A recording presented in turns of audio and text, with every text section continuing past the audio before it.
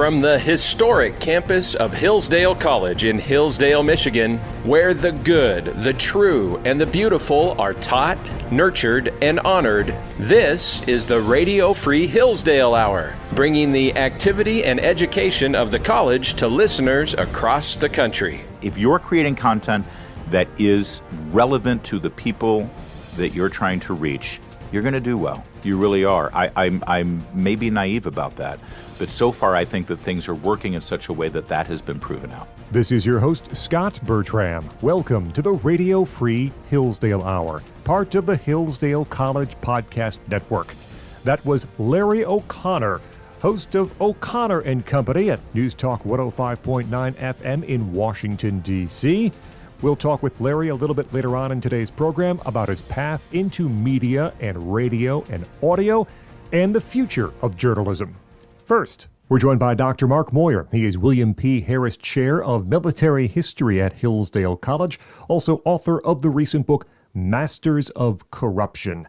Mark, thanks so much for joining us. It's great to be with you. Talking today about an essay you wrote and was published at the Chronicle of Higher Education, focused on conservatives in higher education. And you begin by thinking back to your time on college campus, which is pretty close to my time on a college campus, 1994, 1996, the mid-90s. How would you describe your experience and the experience maybe for many conservatives on college and university campuses back at that time, 30 years ago or so? Yes, well, at the time, it seemed like things were pretty bleak. We had only a few conservative professors at Harvard where I was an undergraduate. But when you look at it in comparison with today, it actually was quite a bit better because you at least had a few conservative faculty. Now they're pretty much gone in most places. And back then, conservatives were still more or less free to speak their minds. You knew there was some cost to you perhaps for speaking out, but a lot of conservatives did. Now, conservatives at the student newspaper I used to work, they actually publish under pseudonyms for the most part because they're so afraid that both faculty and students are going to hold their views against them. You went back recently to Harvard, and what did you see? What did you experience? How would you describe how the sense and the feel had changed in these decades?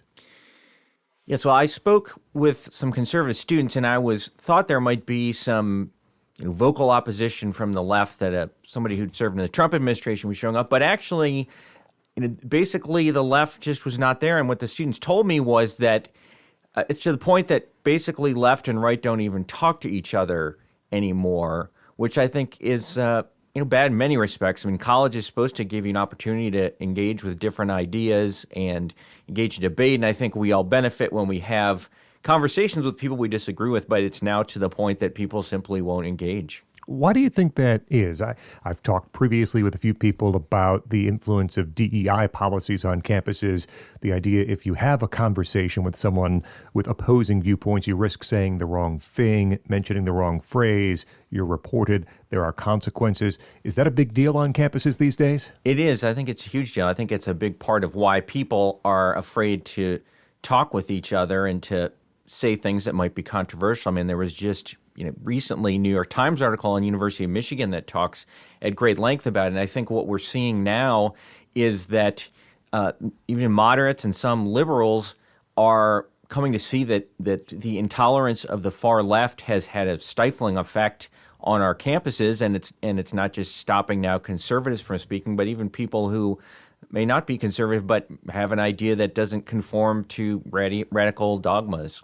In the piece at the Chronicle of Higher Education, Dr. Mark Moyar, you write about, 30 years ago, 20 years ago even, you could identify some prominent conservative professors at these institutions across the country. There weren't a ton, but there were some prominent names. These days, far fewer and perhaps none on some campuses. How did we allow this to happen? And I mean as a society where a single orthodoxy is apparently in place in our institutions of higher education. Yes, well, I think it starts in the 1960s with the baby boomers rising, and you had the previous generation, the silent generation, which was not as liberal, but they were open-minded, and so they thought they would let some of these folks into the faculty. But then once you had the left starting to get a bigger presence, they decided that they were going to use the university as a platform for political activism, and part of that was keeping conservatives out. And so as all these older professors retired, they get replaced with people who adhere to liberal or left-wing ideology. And so now what you're left with is really liberals and radicals, and now they're starting to go at each other because the liberals themselves are not, woke enough or liberal enough for the radicals. And there's a line in the piece at the Chronicle of Higher Education where you quote, I think in a Megan McArdle column, a liberal professor on campus says, until the conservatives were gone, our conservative colleagues were gone, we didn't realize the extent that they were our human shield, deflecting criticism. And now that's trained towards some of the just sort of straight liberal professors on campuses.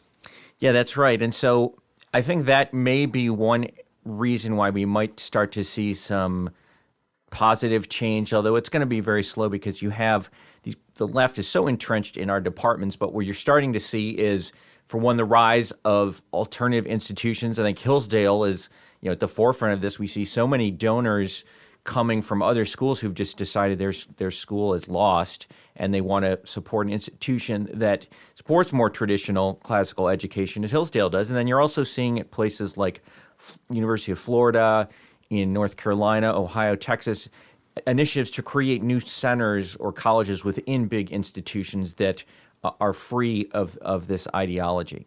Talking with Dr. Mark Moyar, his piece over at the Chronicle of Higher Education on conservatives on college campuses, mostly on the professor side.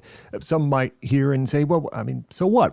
What's the big deal? Conservatives can go work at think tanks. They can be outside the universities. Why are professorships at prestigious institutions and universities important in the big picture? Yeah, great question. For a few reasons. One is that they help educate students who may have some conservative leanings, or even those who don't, but they help spread and teach conservative thinking, serious conservative thinking, the likes of Edmund Burke or Russell Kirk, or William F. Buckley. And when you don't have that, you lose a lot. I think, for one thing, liberals think that all conservatives are anti-intellectual. Conservatives may turn to other sources of information that may not be of the same quality. And then you're also losing out in expertise in a lot of fields that are important for the governing of this country, because you don't have people getting graduate degrees. And smart conservatives just won't go into graduate degrees because there aren't professors to teach them. In what way do you think that society is influencing what's happening on college campuses, or are college campuses and the students that are produced from these universities then influencing society? Yeah, that's a hugely important question. And I think back in the 90s, we thought, at least a lot of people thought, that a lot of this craziness was confined to the campuses and we don't need to worry about it. But what we've seen, especially in the last, say, 10 years, is that a lot of what was simply far left craziness on campus is now entering mainstream of America. So when you look at, especially in the corporate America, you're now seeing all of what used to be fringe DEI theories now becoming mainstream. You see this with transgenderism. And so I think we're at the point where we need to recognize that the campuses are at the center of many of the most poisonous, I think, ideologies. And I think some people are starting to wake up to this, but I think there's still a great deal has to be done to correct what's happened. Dr. Mark Moyar with us as we talk about his piece at the Chronicle of Higher Education. You mentioned some donors with some pushback, and if you look around, you will see some students as well, particularly in response to some of the anti-Israel protests on campus in the past year or so. Are you at all convinced that the pendulum is swinging back toward the center, at least? Well, I think it still remains to be seen. We have seen, even at some of the most elite institutions, that there's growing pushback. Some of it is coming from people seeing the sort of Semitic extremism on campus, but also just others, again, not even conservatives, who see that this toxic culture is spilling into society on things like DEI, transgenderism. And so I think we're starting to see some change. You've seen some university presidents get fired over this, but it's going to be difficult for them because the faculty has so much power at most of these institutions. But I think we will see some progress. Whether it's going to be large scale, I think remains to be seen. But a few institutions like University of Florida are, for the first time bringing in a lot of conservative faculty. So one of the encouraging things is that in the past, you might even discourage conservatives from getting a PhD. Now there are at least some job opportunities for them. I think you mentioned in the piece, or at least asked the question, what can be done to Harvard as a private institution? And yet, as you also allude to, that there are some presidents that have been replaced in the past year, and part of that is a direct response to the testimony in front of Congress. So we project a bit and say, if there is a Republican conservative administration in the White House for the next 4 years, are there levers that can be pulled to influence the culture on some of these campuses? I think there are some, and I think the congressional hearings are a great example. Just Congress forcing these people to answer tough questions is led to a degree of really not tough questions. Tough for them. Shouldn't be tough questions. Yes, that's right. And so bring some transparency. I think that's helpful. They do receive a lot of federal funding, these private institutions, so that is another mechanism that I think can be used. But we're also seeing, a lot of this coming from private individuals. Some of the donors are finally waking up and saying, I can't believe what's being done with my money, and I'm going to pull it, or you're going to have to change some things. So we're seeing some pressure there, but I certainly think the election will be very important because the Democratic Party, I don't think, has any interest or desire to solve these problems. They are, many of them, products of this environment. Dr. Mark Moyar, you can read this piece at the Chronicle of Higher Education. He is William P. Harris Chair of Military History here at Hillsdale College, and also highly recommended his recent book, Masters of Corruption, which could have some application to a potential administration. We could talk about that in the future. Dr. Mark Moyar, thanks so much for joining us here on the Radio Free Hillsdale Hour. Great to be with you again, Scott. Up next, we talk with Larry O'Connor, morning radio host in Washington, D.C., and Pulliam Fellow here at Hillsdale College this term. I'm Scot Bertram. This is the Radio Free Hillsdale Hour. It's no secret that Americans are more divided than ever. And it's not just over what policies will improve our great country. No, it's over whether America is great at all, whether America deserves our love. That's why Imprimis is so important. Imprimis looks at the issues of the day from a constitutional perspective, reminding citizens always of our great heritage of liberty. For more than 50 years, Imprimis has featured speeches from the smartest conservative thinkers and writers at Hillsdale events. These days, Hillsdale publishes people like Molly Hemingway, Andy Puzder, Harmeet Dillon, and Chris Rufo. Over 6.4 million American households and businesses receive Imprimis absolutely free. And I urge you to sign up for it today at no charge. To get your free lifetime subscription, go to hillsdale.edu/lifetime right now. Or text the word Imprimis to 71844 and we'll send you a link to sign up for your free lifetime subscription. That's IMPRIMIS to 71844.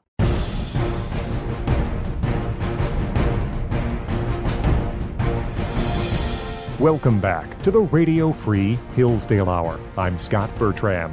Be sure to check out the Hillsdale College Podcast Network at podcast.hillsdale.edu. That's podcast.hillsdale.edu. We're joined by Larry O'Connor. He is the host of O'Connor and Company on WMAL in Washington, D.C., weekday mornings. Also, Larry, streaming middays via Town Hall Media. He's also our Pulliam Fellow on campus this term here at Hillsdale College, a lecturer to people here and also teaching a class to our journalism students on broadcasting and podcasting. Larry, thanks so much for joining us. You're welcome. You said the name of the show properly on Town Hall. It's Larry, although you made it sound like it was Larry with an exclamation. Yeah. It's not Larry. It's Larry. I'll do better next time. That's all right. No, I just wanted to make sure because if people start searching and they're, finding the exclamation point.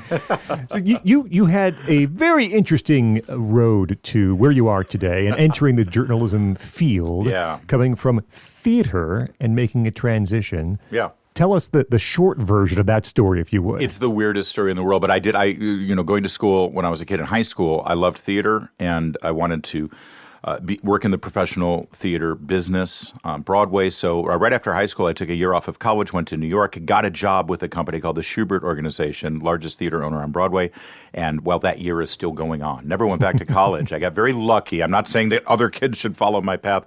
But I got a job, not as an actor, but in the management and production end of the theater business. After 5 years in New York, I got sent back out to Los Angeles to manage the Schubert Theater in L.A., big Broadway musical touring house. Sadly, been torn down to make way for the brand new office building of a giant mega agent, which tells you L.A.'s priorities when it comes to cultural enrichment. But I was in that business for over 15 years, working for that company and then as an independent general manager and producer, and I loved it. I met Andrew Breitbart, who was starting sort of a new media revolution, right-of-center media revolution. Of course, he had worked at the Drudge Report, and he was just starting his brand new websites that would eventually become Breitbart News. And I was part of that origin story. And he was looking for people who were right-of-center in the entertainment business to sort of tell our perspective about being in television and films, and in my case, theater, and being a conservative. There are a lot of us, but no one knows about us. Sure. We're sort of... It's one of those industries where you don't really speak out and tell your politics if you don't have the right politics or left politics in this circumstance. So I embraced that option. I had been sort of a Reagan Republican growing up, and yes, I was kind of a secret conservative in the entertainment business or in the theater business. One thing led to another with Andrew, and I loved being a part of his movement, what he was creating. He ended up hiring me, and I reached that. There was a tipping point where I had to decide, do I leave this old career that I've spent almost 20 years building here? Do I leave that behind and follow this guy, this crazy guy, with this new media revolution that he was creating through his websites? And I sort of took the plunge. I like to say it was my little red Corvette, midlife crisis instead of buying the car. But it ended up actually leading to a career. And I started, so it was brand new technology there. You'll remember in 2009, it was called Blog Talk Radio. Remember Blog Talk Radio? Yes. You could plug in a microphone to your computer and you could basically do a talk show on the internet. You could live stream and then that would automatically turn into a recorded podcast. And I'd always loved talk radio. I'd loved the medium. Even before Rush Limbaugh, I used to listen to, instead of the morning music zoo in L.A., actually it was Rick Dees was the morning. I would listen to KABC, which was a talk radio station. I listened to the Ken and Barkley Company. I was a weird nerd in high school where I liked talk radio instead of music radio. And so I'm doing this thing with Andrew Breitbart, and we're doing politics and pop culture and all this stuff. And I said, you know what, I'm going to try this. So I plugged in the mic. I started my show in August of 2009. One thing led to another, and within a year, I was the national guest host for Dennis Miller and for Hugh Hewitt. And as you know, Scott, in the industry, if you want to start a career, you start as everyone's guest host. Sure. And that gave me opportunities. It ended up getting me an agent. And after 2 years of guest hosting, I landed this impossible job that I never would have dreamed of as the morning host on WMAL, which is in Washington, D.C. It's the premier talk radio station in the nation's capital, where if you're in the business of doing talk radio about news and politics, D.C. is not a bad market to be in. It's the place to be. And that's sort of how it all happened.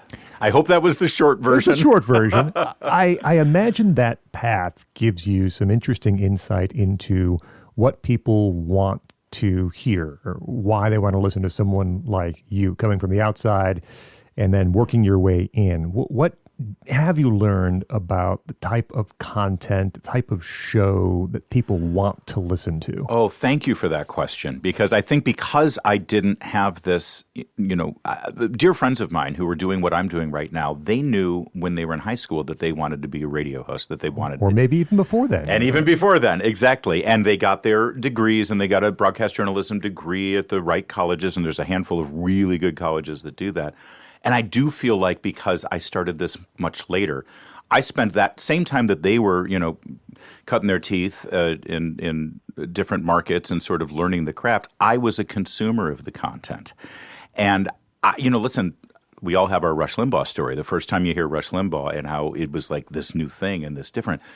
And the things that, if you look back on the last 30 years of Rush Limbaugh's career, the shows that really stick out to me, I don't know about you, are shows where he talks about things that aren't actually about the president, aren't about Congress, it's about real things in our life. Sometimes it's about football. Sometimes it's about golfing. Sometimes it's about relationships with his wife or with his family. And when I do my morning show, I always like to joke with listeners who say, if I'm interviewing somebody and it starts to get a little contentious, and I try hard not, because no one, you don't want a fight in the morning.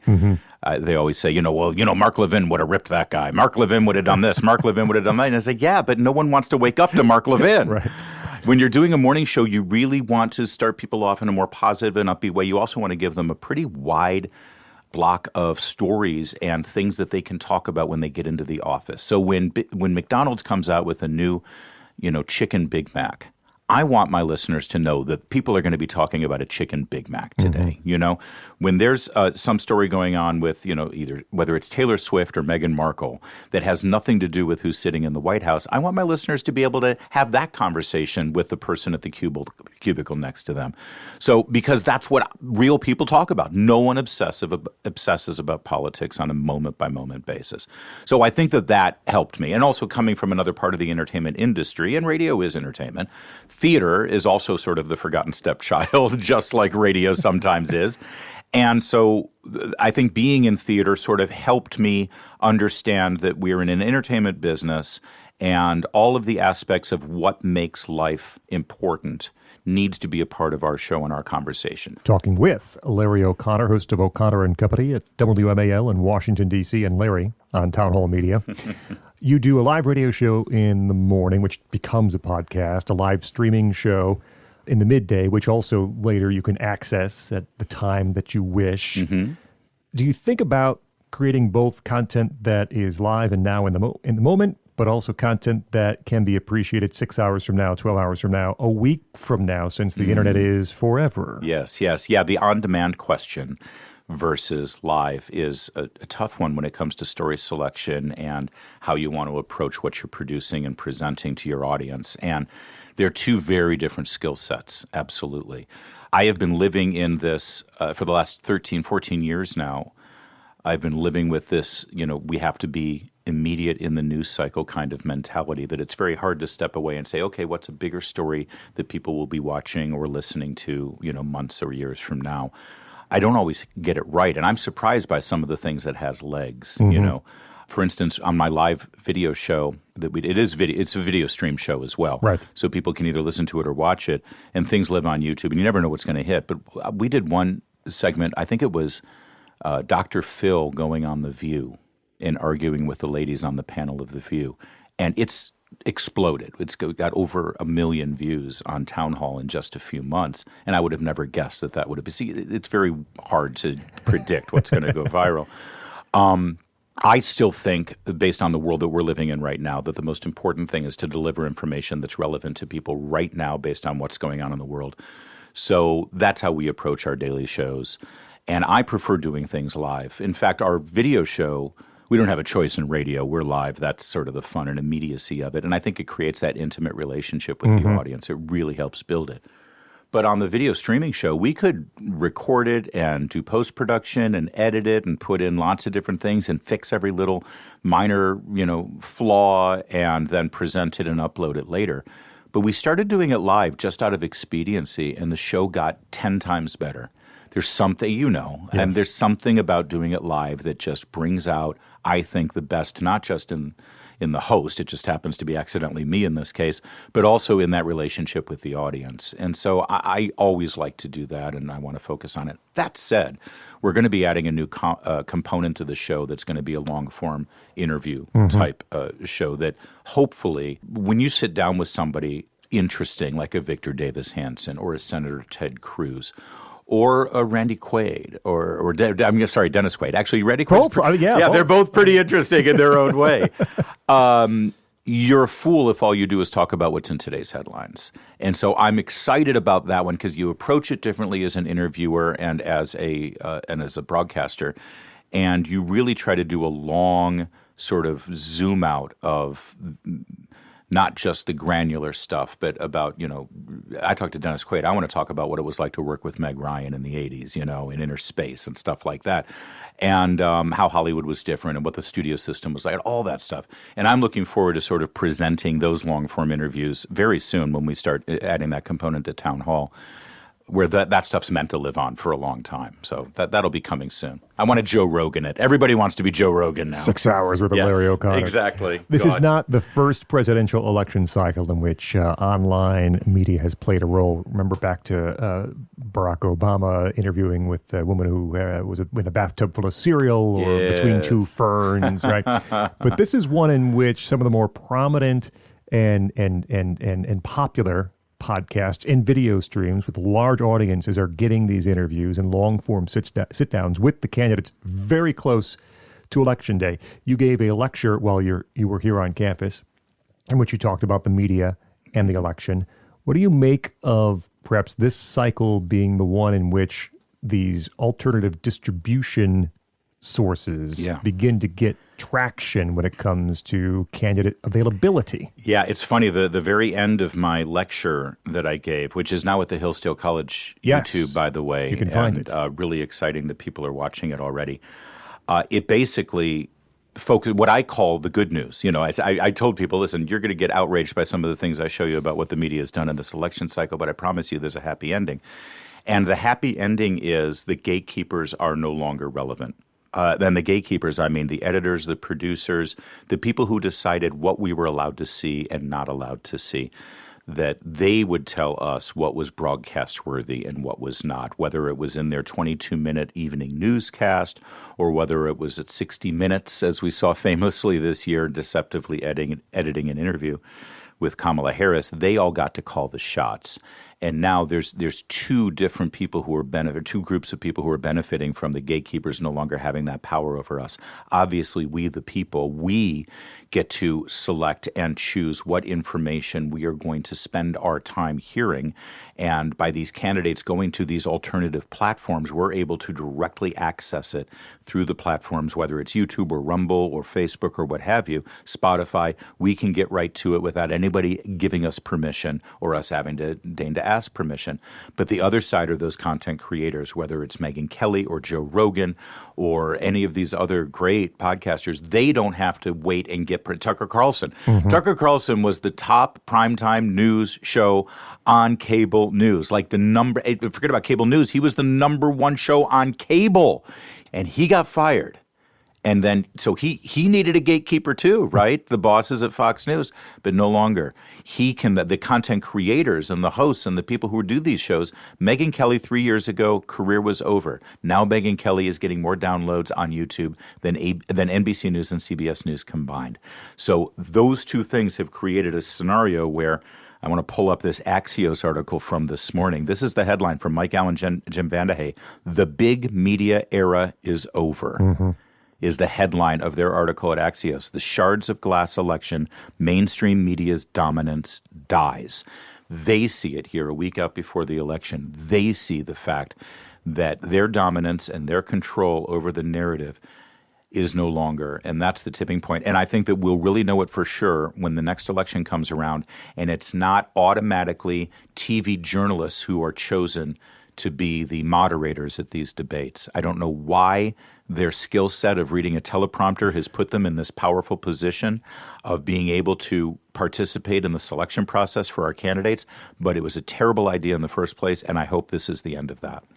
I have a couple of questions to which I don't have great answers. But people ask me about this. I was asked by both college students and actually some high school students over at Hillsdale Academy. I did a presentation about media and elections, and they asked questions like this. And I gave my best answer, but I'm interested to steal yours perhaps in the future. Please. Doing things like these shows that have a more selective audience. You have to find them. You have to opt in perhaps to see them as opposed to it being broadcast or televised. Yeah. whether it be Smartless on the left or something like Joe Rogan more on the right. What do you make of it creating this more fractured media environment, and perhaps as a campaigner, as a candidate, I'm reaching fewer persuadables. Yeah. If you have to opt in to say, I want to listen to Smartless, I like Jason Bateman already, and now I want to hear Kamala Harris too. Yeah. The undecided or the people who aren't paying a lot of attention to the political environment aren't necessarily going to take that extra step. Yes, it's the siloing of the information and the partitioning, I guess, is the concern here. And I've got two. It is a concern, and it's something that certainly the candidates should. It's the bigger problem for the candidates than it is for us, right? Yes. So, I mean, they're going to figure it out. I have a question about the bigger problem for us in a minute. Yes. That said, I think this is where social media comes in. Most people are not going to sit and watch all 3 hours of Donald Trump talking to Joe Rogan, but they will see a clip go by on their Facebook or their Instagram or on their X platform, or multiple clips. Or if they want to seek out those clips, they can seek out those clips and see highlights of those things. And this is where social media can actually have a good use in our society, in that it helps sort of allow people to utilize the power of their search ability. I use X all the time now because I think the X search engine is actually superior to Google in terms of finding what I need to find very quickly for the most part. And I think that it allows people, if they're looking to seek out that information, they can get it without actually opting into the full subscription model that requires you seeing the full podcast. And also it allows you to be able to, just see that information that may be relevant to you for your decision-making process. I heard Trump said something about whales and how windmills are affecting whales. What was that? So you put that in the search engine, it pops up, you see your 4-minute segment, and then you're good and you're fine. You can walk away. You've been informed and you've helped inform yourself. That said, you may have missed it. Here we are, not to dispel the illusion of this pre-recorded interview, but we're only a couple of days after that Joe Rogan interview, and it's had 36 million views. 36 million views. That's just on YouTube. It doesn't count the downloads on Spotify or Apple iTunes or whatever. I don't think that the splintering of these candidates into these little corridors of information is really a problem yet. Not when you're getting numbers like that. This is the great lie of the concern that we've heard about not having those gatekeepers, that, that we're mass media. We're NBC, we're mass media. Last time I checked, 36 million is pretty massive in such a short amount of time. Mass media doesn't mean broadcast anymore. It doesn't. And I say that as a man who fully recognizes that I benefit from the fact that I am on WMAL in Washington, D.C. If you are a consumer of terrestrial radio content and you're in your car or in your home in Washington before you go to work, I'm your best choice. I'm, in many respects, your only choice, frankly, and I benefit from that, and it's a good thing. That said, I also do my other show later in the day, which is a self-selective thing. Yeah. It's not like everyone's, hey, what's on Town Hall today at noon? No, up until this show, there wasn't anything on Town Hall at noon, and we're getting really robust numbers, millions and millions of views per month. Not Joe Rogan numbers, but I think that the content, if you're creating content that is relevant to the people that you're trying to reach, you're going to do well. You really are. I'm maybe naive about that, but so far I think that things are working in such a way that has been proven out. Larry O'Connor with us here, morning host at WMAL in Washington, D.C., and Larry on Town Hall Media. Following up on that a little bit, something you mentioned in the lecture that I wanted to make sure I asked about was on this curation question. Where do people find it? I say the best thing about podcasts is it's easy to do. There's no low barrier to entry, so anyone can do it. And that's also the worst thing, is that it's a low barrier. Anyone can do it. There are tens of thousands of options out there, and there's not a great way for people to find you necessarily. Yeah. You mentioned in that lecture, you like YouTube, you like this YouTube video, things will pop up in the sidebar that you also might like. Okay. When do we talk about the possibility of suppression or algorithm manipulation? Yep. How do we trust YouTube, Facebook, Twitter X might be okay, Elon Musk, right? But Instagram, I don't really use TikTok. But you shouldn't trust them. Okay. So if we're counting on that to perhaps increase distribution and find new viewers, listeners, maybe we can't. You're right. I don't think that should be the reason why the industry doesn't move in this direction, because I still think it's powerful, and I think that it's going to be, on the whole, it's going to benefit the consumer as well as the content creator. But it is the biggest hazard. The biggest hazard is so much of this content moving to the digital platforms that are controlled by a small number of tech companies, where the second they want to suppress things, they can. And I think that there's a couple of answers to that. The first is, I still believe the free market will prevail, and ultimately good ideas are going to always win, and freedom is always going to win. We already see, listen, YouTube is facing competition with Rumble. Rumble is very small compared to YouTube, but the second they start messing with content creators again, Rumble will grow. And same with Facebook. Zuckerberg claims that he learned his lesson after suppressing the Hunter Biden laptop story. He claimed under oath that he was wrong, but it was the FBI's fault. But we got to hold them accountable. These are publicly held companies. These are companies that have the public trust.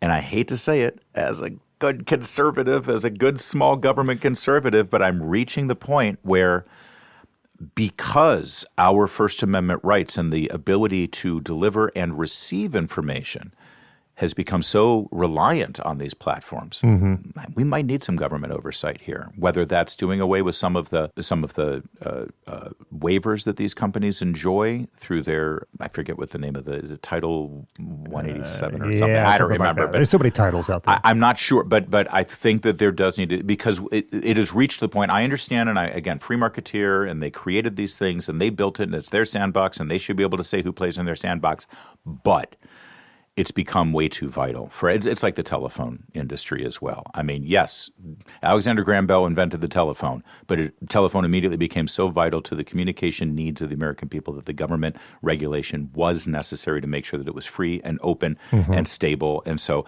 I think that there is a role there. I'm not an expert on that sort of thing, and I'm never the one to say the government has the solution here.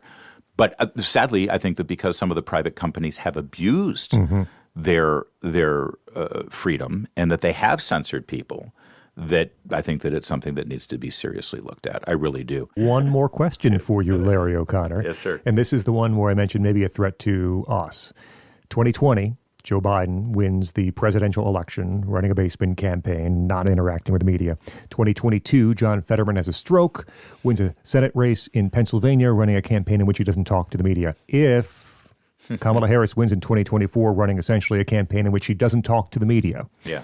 Are you concerned we get to a point where campaigns, candidates, really important people start saying, we don't need to talk to you at all. We'll have our own stream. We'll set up our own this. We'll set up our own town hall. We'll pick our questions. We don't really need to interact with the media anymore. It might not happen to candidates on the right because they'll always be pushed by the legacy media, but even they might say, we're just not going to do it at all. Yeah. Concerning? Are you worried about that? I think it is concerning. And also I think that, listen, being around politicians for as many years as I've been covering them and talking to them, I've learned one thing, and that is they will survive. They will do whatever they need to do to win and grow and amass more power and amass more wealth and amass more influence. And it's incumbent on us to be relevant and be needed, right? If, in fact, it reaches a point where if Kamala Harris does win this election by basically thumbing her nose at 98% of the media has only themselves to blame. They have put themselves in that position because they have given her that pass. They have made excuses for her because they have stopped. And when I say the media, I mean the vast majority of the people in the corporate legacy media who have picked sides. And we know whose side they've picked. They have decided to position themselves this election cycle to be more utilized as a tool to get their candidate a victory than to actually hold that candidate accountable to the American people. So if it happens, they have only themselves to blame. Larry O'Connor is our Pulliam Fellow this fall term here at Hillsdale College, a lecturer on campus and teaching our journalism students broadcasting and podcasting. Do I get to use that Pulliam Fellow thing like everywhere? Do I put it on my business card? Absolutely. Do I introduce myself on the air with that now Yes, from I now would. on? Is it like, it's one of those things, right? It's permanent. It's like Dr. Jill Biden. Yeah, they can't take it away from you at this point. So I should just be like Pulliam Fellow O'Connor. O'Connor, yes. All right. Yes. I want to be Pulliam, by the way, or one of the Pulliams.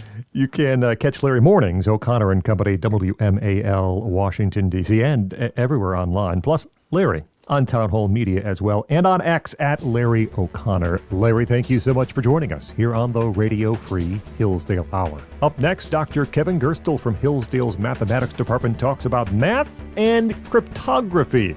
I'm Scot Bertram. This is the Radio Free Hillsdale Hour.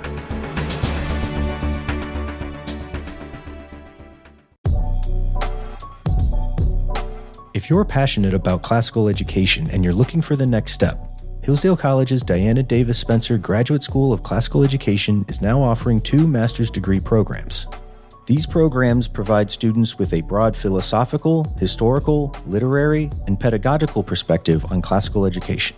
The Master of Arts in Classical Education is a 2-year, in-person program on Hillsdale's campus in Michigan, while the Master of Classical Education Leadership is a 3-year hybrid program with a 1-week summer class held at Hillsdale College.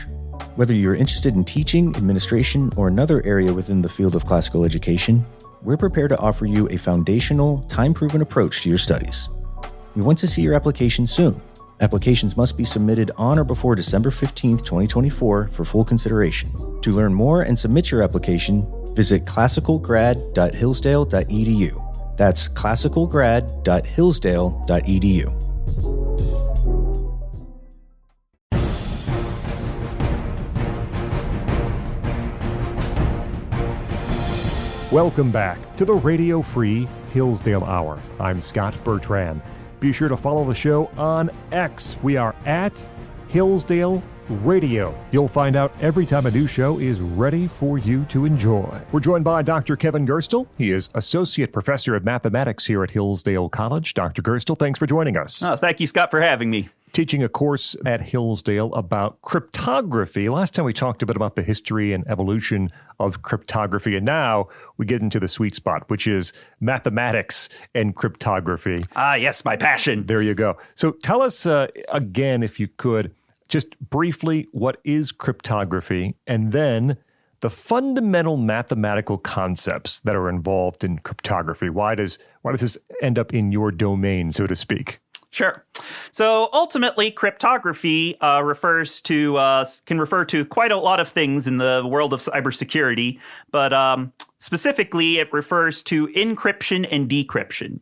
Encryption is you have some message that you want to send to someone else or some data you want to transmit somewhere, but you don't want someone to be able to read it. So you take your message and essentially you put it in sort of a gibberish form that unless you really know what you're doing is not going to be able to be something bad actors can intercept and make sense of. Decryption, on the other hand, is the same process, but in reverse, taking some gibberish message and putting it back into a format that's easily understandable, hopefully by the party you're trying to get it to.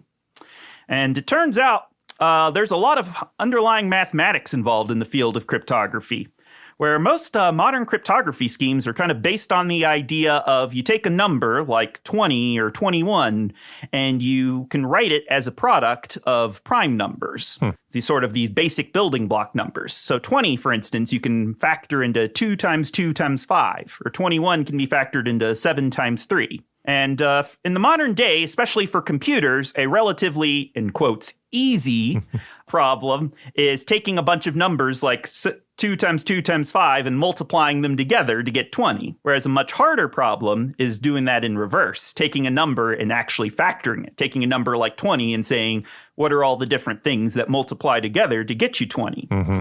And there's many modern encryption methods, most commonly the RSA algorithm, that kind of rely on the easiness of multiplication and the difficulty of factoring using what's called public and private keys, which are essentially you can think of as being extremely large numbers, think like hundreds and hundreds of digits long, that are used to encrypt and decrypt private messages. So the public key is the big number that's known to both that's basically known to everybody, and that's used to encrypt the message to make it in the gibberish format. Where the private key is something that you want to keep secret, and that's known only to the recipient and is used to decrypt the message. And basically, the private key is the tool that tells you how do you actually factor this really, really, really big number that through a whole bunch of rigmarole leads to you being able to understand a message at the very end. All right, I want to talk a bit about how different mathematical concepts are useful in different ways that cryptography is used. So if we look at security applications, what are some of the mathematical properties that algorithms work with in cryptography when it comes to security? So with security, it all comes down to the same underlying concepts, whether you're looking at it for security, for authentication, anything in cryptography really kind of boils down to the same levels of math. And ultimately, that is being able to take a message, whether you take your message and you put it in numerical form, whether you're doing something else, that could take the form of various encryption techniques and algorithms like RSA, as I mentioned. There's also things like digital signatures, which let's say you're trying to send a secure message to someone else, but you're worried about it, someone else being able to send a message that's purportedly from you. So what you can do with a digital signature is, and a lot of you are using this without even knowing it, I bet, is attached to your message is some very, very big number that's unique to you, that the computer is assigning to you as being, yes, Joe Smith, this is your number.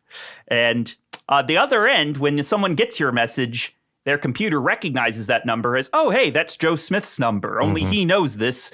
Therefore, it's his message, even if Joe Smith himself doesn't actually have anything to do with the number or is even aware of it. Whereas if they get a message from someone purported to be Joe Smith without that number attached, that might be a sign to the computer that, something fishy's going on. Yeah. There's also other ideas out there like hash functions, which are ways of us taking data and assigning them to numbers. Turns out mathematics, as you might guess, loves numbers. There's lots of nice ways to manipulate, combine numbers. Doing that with things like names, location, places, long messages is often easier to deal with in numerical format. How do cryptographic protocols ensure properties like confidentiality and authenticity through mathematical means? We talk a little bit about that. Sure. So really, they're used. Cryptographic protocols are being used in, I would say, 3 different contexts. First, to ensure that you are the person that you say you are. You're not pretending to be someone else. Second, your data, your information, they're accessible by you alone or by people that you want them to be accessible to and are not being accessible to anyone else. And finally, getting data from point A to point B, whether that's in location, from person to person, from transmitting key customer information to someone else working in the same company as you. Cryptographic methods are being used to help make that secure, and so that only the parties that should be getting that data are getting that data. Talking to Dr. Kevin Gerstle from Hillsdale's Mathematics Department about cryptography and mathematics.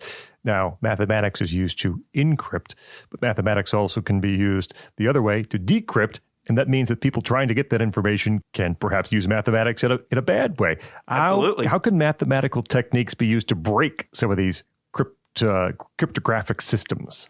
Yeah, there's this entire field called signals intelligence that's used to refer to the interception of communications, whether that be electronic, through hand-to-hand communications, if I'm just something as simple as putting a letter in the mail and sending it to someone else.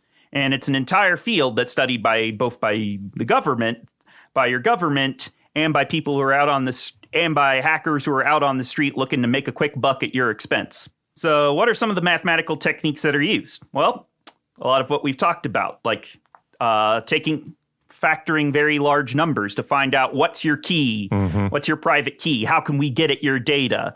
There's something called they have techniques called frequency analysis, which is suppose you have some sort of encrypted message where all the letters have been scrambled. So all your A's are now F's, your B's are all W's and such. Let's say the letter X happens to appear the most number of times in your gibberish message. Well, that probably came from something like E or T, some commonly used letter, as opposed to something like Q or Z. Right. And so by kind of doing that sort of mathematical analysis using some probability theory, you can actually find ways to decrypt messages that you don't want being encrypted, which means that simple letter substitutions like that probably not the most secure way to store your data nowadays. Right. Collaborations between disciplines. You have mathematicians, of course, cryptographers, but also computer scientists involved, engineers involved. How do those groups work together to drive innovation in cryptography? Oh, I would say that all of these roles bleed over into each other when it comes to cryptography. You've got people from very different backgrounds, people coming in with very different skill sets.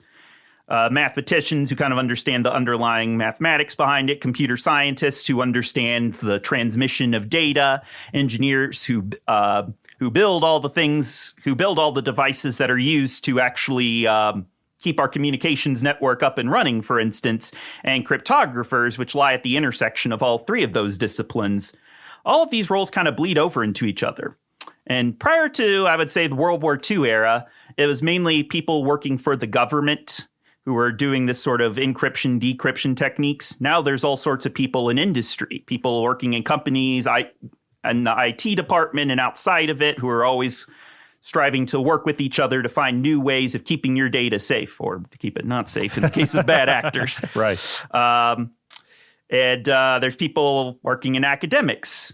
There's people working at, you name a place, there's probably someone there who wants to either find a way to keep data safe or to take your data and make it not safe. Yeah. Dr. Kevin Gerstle is Associate Professor of Mathematics here at Hillsdale College, teaching a course on cryptography in the fall semester of 2024. Dr. Gerstle, thanks so much for joining us here on the Radio Free Hillsdale Hour. Thank you, Scott, and thank you, listeners. That will wrap up this edition of the Radio Free Hillsdale Hour. Our thanks to Dr. Mark Moyar from Hillsdale's History Department, Larry O'Connor from WMAL in Washington, D.C., and Kevin Gerstle from Hillsdale's Mathematics Department. The Radio Free Hillsdale Hour is recorded at the studios of WRFH, the student-run radio station at Hillsdale College. Remember, you can hear new episodes every week on this station. You also can find extended versions of some of our interviews, Larry O'Connor this week, or listen anytime to the podcast. Find it at podcast.hillsdale.edu or wherever you get your audio. Until next week, I'm Scot Bertram, and this has been the Radio Free Hillsdale Hour.